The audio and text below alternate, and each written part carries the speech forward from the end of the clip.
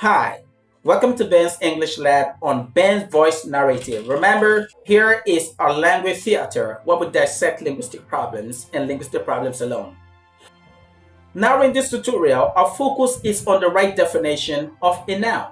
To dwell on the right definition of a noun while also correcting the existing definition or the definition that you are used to. Simple, isn't it? Okay. If anything, I believe the majority of everybody watching this video have passed through primary education. So if you've passed through primary education, it therefore means that you are familiar or you're aware of what a noun is, particularly in terms of definition. Perhaps someone right now is trying to recite the definition of a noun. All right, what is a noun? What many of us grew up knowing in our textbooks, from our teachers, from our classrooms and schools, is that a noun is the name of a person, animal, place, or thing. If you agree with that, kindly type agree in the comment and see if the same definition was given to you. I think that definition is as old as a lot of us, as old as my father.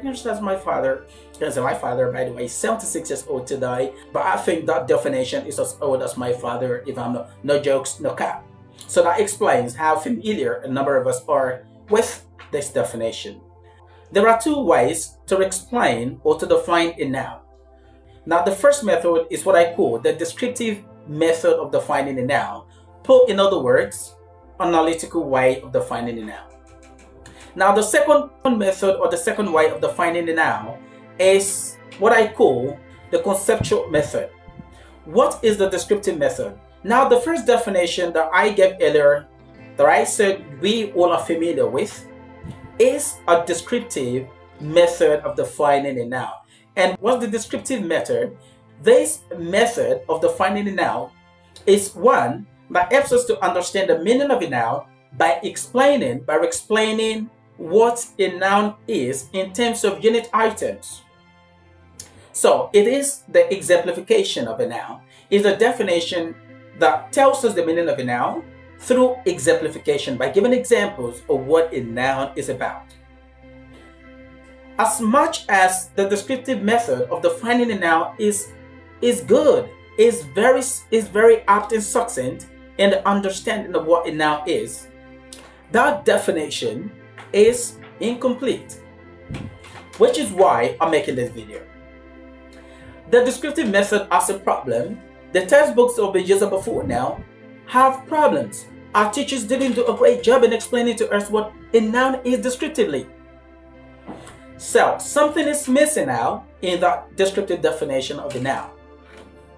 So what I'm trying to say in other words is that the definition that a noun is the name of a person, animal, place, or thing is incomplete, and in fact today is, I can say, wrong. A noun goes beyond a person, animal, place, or thing, because there are a couple of things, so many things today, countless examples of things that qualify to be nouns other than all of the things that were mentioned in that definition. Now, words such as hatred, happiness, joy, intelligence, brilliance, kindness, beauty, or vision, photography, demography, all of those things don't fit into the category of persons, don't fit into the category of things, don't fit into the category of animals, don't fit into the category of people or animals. Right. But what are they? All of those things I mentioned and many more are nouns, qualified to be nouns. The other definition that I gave that you are used to about the descriptive definition of a noun doesn't have room, doesn't have space for these nominal items. And if it doesn't have space for them, it means that definition is incomplete and it has to be adjusted. So what is the right way to adjust and give the correct definition of a noun descriptively? Now, here is it. A noun descriptively can be defined as the name of a person, animal, place, things, or ideas. Ideas or concepts. I take that again. A noun can be defined as the name of a person, animal, place, things, or idea, or you say or concept. That's the right way to define a noun descriptively. Now, let's go to the second part. Let's go to the second method of defining a noun, which is what I call the conceptual definition of a noun. The conceptual method, conceptualization. So, how do we conceptualize a noun? So, we define a noun conceptually as the name of anything. A noun can be defined as the name of anything, or simply put, you say a noun can be defined as a naming word. A noun can be defined as a naming word. Remember, the focus of this class is to give the right definition, the right perspective to the descriptive definition of a noun, as against the conceptual definition of a noun. Remember, there are two ways to define a noun. The first is the descriptive method, which is what we're used to, while the second method is what I call the conceptual definition of a noun. And today, the right way to define a noun is that a noun is the name of a person, animal, place, things, ideas, or concept. That is the full descriptive definition of a noun.